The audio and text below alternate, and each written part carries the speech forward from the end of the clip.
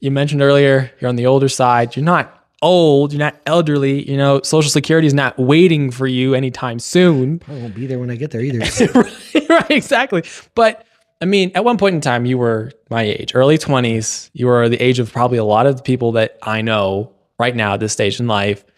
What shaped your perspective most during that period of time that maybe caused you to be so curious about all these different thoughts that people have in the world? Gotcha. Well, lots of things. I mean, being a smidge older, I remember 9/11 pretty vividly, and some of the things that came about with where I was and what went and not. I think I was in 7th or 8th grade, somewhere in there. But so I kind of had interesting exposures to things at times, but it never took until I was a Christian and I became intellectually honest and curious about virtually everything at about 17, 18 years old. And from there, after school, I actually lost my dad at age 20 to an unexpected accident.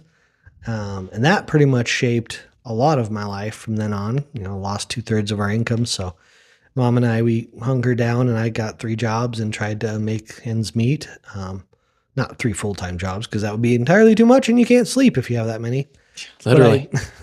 But I just tried to, supplement what we had lost with the passing of dad. And it kind of leads into what we're probably going to get into as well about my life story, I guess, is from there, I, having those 3 jobs, realized that wasn't sustainable eventually. So I decided to kind of move in a different direction. Mom had always given me good advice about either, college or a trade, and getting kicked out of too many science classes in college or whatever because I'm arguing, and wasn't really arguing. I was just asking questions. But they apparently aren't big fans of the Socratic method over there. So I ended up on my tail and I didn't want to continue to pay anybody to lie to me. So I decided instead to go a different route. And when I ended up coming around to what I did, I had long been a curious person, so I feel like since I was converted, I had some question I was reading the Bible with. It was never without questioning. It was never without maybe, there was some times where I'd just be reading to devotionally read, but it was always something I was learning on a track of what God would have. So, whether it be evolution versus creationism or, the Nephilim or whatever else, things that are out there, trying to do my best to be faithful to the text and to use good hermeneutics and all those good things, has always been so I've always been curious, what would have so I was about 26 or so when I went back to school, trade school. So that's about 6 years or so interval there of not having pops and trying to figure out life. One of the jobs that I was hoping would pan out, one of those 3 to being a more managerial position, something to live off of. And especially nowadays with Colorado's living prices, you have, it's a bit of a trick. They're up there. So yeah, they're up there a little bit. So anyway, long story short, I ended up going back to massage school, which we'll get to later, massage therapy, becoming a licensed massage therapist, which I've done for 12 years and I love it. So yeah, that'll give you a little hint of how long it's been, but interesting stuff. Wow. Okay. So yeah, you kind of got thrust into that sort of real life situation pretty early on. yeah. That's pretty crazy, but I guess that would have fueled some sort of curiosity just as you were trying to figure stuff out, and you just would have ended up coming in contact with a lot of different influences and had a lot of different questions based off of that. That's very interesting stuff, man. So you did mention your massage therapist occupation. How did you get into that first off? Okay, so you left the college pursuit behind, and then you were kind of looking for that more managerial, sustainable position.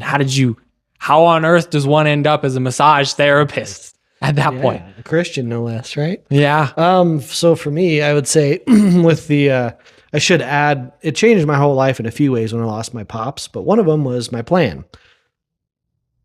Excuse me. So my plan was to go to DU, which he worked at, and I would have gotten a substantial discount to do so. Hence, I was able to go there if I would have been. but I'm not. So so my plan changed there as well. Like I said, jumped into 3 jobs, just trying to get, ends meeting. And, about 5 years into that, realized the other one of them that was not going to pan out correctly as I had hoped, and was also really hard on me. It was a lot of hard work. It was retail and food and stuff. And I was like, there's just got to be some better way to make enough money to sustain myself without breaking myself. And that led to, well, just about anything's better than what I'm doing now, cleaning chicken blood out of the bottom of a freezer or whatever, It's like, God, this is abysmal. This is Lovely stuff. hard Man. work. Yeah. Yeah. Or cleaning grills or whatever, It's just like, oh, man. So basically, yeah, the massage therapy, I was like, I never had a professional massage or didn't know much or anything really about it. And I was 26 years old, but I was like, it's better than that. So I jumped in with a leap of faith and took, like I said, my mom's advice of, well, just something to fall back on. And a trade's a good thing. She cuts hair, and my brother actually turns a wrench for a living. He's a mechanic. So had some exposure to, just trades in general. And, yeah, I'm glad I did because I love it. I love what I did, and God's used it to break a ton of sin off of me. And, it's been wonderful. So in a roundabout way, it was kind of inevitable once my dad passed that I would find something to do that was particularly a little more specialized. And yeah, it turns out anatomy is kind of one of my other pursuits. If I didn't like languages as much, I would have been hard up to understand a lot of that because it's Latin or Greek or whatever, right? Latissimus dorsi, the broadest muscle in the back. Okay, got it. Yeah, the whole body. Yeah. Yeah. And it's pretty amazing what you can learn, but we're fearfully and wonderfully made, and that's for sure. That's interesting. Yeah, that's well, fair enough, man. What's something that people might not know about the massage? Yes, the massage. The methods of the massage therapy industry, or exactly right. You got to try at this point, right? Methodological. What are a few things that people might not know about the massage therapist industry that might be fun or helpful to know? Sure. I wish I would have started getting them more regularly, more early, for sure. It's a wonderful, wonderful if you want to look at it as like a pre-medical lifestyle enhancement, it's a wonderful thing to have in your corner, whether it's just getting over downtime from the gym, recovery, lots of different things. There's so many different modalities of massage therapy that are useful, from like deep tissue, which would commonly be called deep tissue. That would be like structural integration. There's different people who have different understandings of what it means to work on those tissues. Just the myofascial connection is pretty powerful. So it might not just be your muscles that are all tight, like you might have warped yourself into a position you can actually usually reintegrate yourself right out of. Generally, we're pretty interesting little creatures. So I'd say that, your quality of life can be, it's something that a lot of people don't tend to consider much of. I mean, it's been better now since it's been 12 years that I've been in this, that a lot of people don't tend to think of it first or think of it as preliminary medical care, as far as just not, an ounce of, what's that old saying? I think it's a ounce of prevention is worth a pound of cure.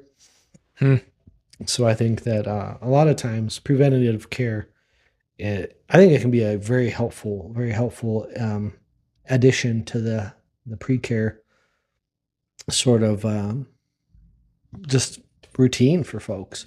A lot of people they also, a lot of times I will say this too, for guys, we kind of touch in general has just been overly sexualized in our culture. Sure. And I think that that's made some very weird things happen for guys. We're like, what are we going to wear for with who?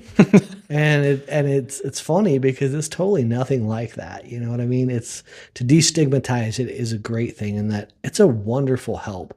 Like I'm saying, if you're really struggling at the gym, if you're not able to make gains, if you're having issues, it's like, why not seek help? And there are professionals out there. That's my one disclaimer, I'd say, like licensed professional massage therapists, as opposed to some of the China-based, we'll say, not so reputable places that are grandfathered in. I think that somebody who can, hear you out and help you assess things and maybe even give you pointers on what you could work on and what's tight and what's loose and what's short tissue or long tissue, or, what's spasmed up and what isn't, can be tremendous use to people. I mean, my mom is, just to give another quick disclaimer, or quick anecdote, is she's been suffering with a ruptured L5S1 herniated disc in her back for many years and doing hair. It's not very conducive.